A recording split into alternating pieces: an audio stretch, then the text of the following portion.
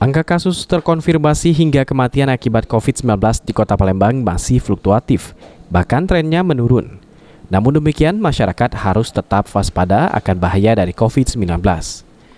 Pemerintah Kota Palembang telah melakukan berbagai upaya sosialisasi untuk meningkatkan kesadaran dan kewaspadaan masyarakat terkait bahaya COVID-19.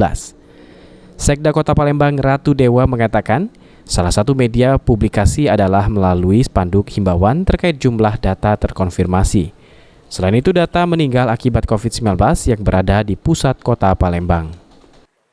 Jadi memang salah satu media sosialisasi dan publikasi itu kan bermacam-macam.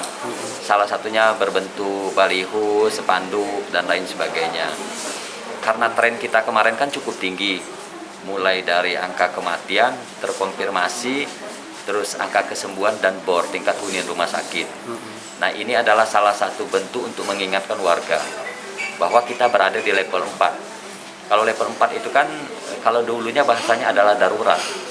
Maka dari itu kita ingin mengingatkan ke masyarakat bahwa Palembang zona merah di level 4. Tetapi sekarang kan alhamdulillah syukur baik tingkat yang terkonfirmasi, tingkat kematian dan tingkat kesembuhan, juga tingkat hunian rumah sakit sudah dalam posisi di bawah 50%. Artinya sudah sedikit landai. Memang tersebar di beberapa kecamatan. Tetapi data yang punya bahwa kalau kita turunkan lagi ke tingkat RT, alhamdulillah sedikit sudah menurun. Tinggal menunggu pengumuman dari BNPB pusat. Sementara itu, salah seorang warga, Doni, mengaku meski dirinya sering melihat himbauan berupa baliho, namun dirinya tidak terlalu memperhatikan perkembangan data COVID-19 yang dipasang pada papan jumlah kasus COVID-19, seperti yang dipasang di depan pos polisi Bundaran Air Mancur.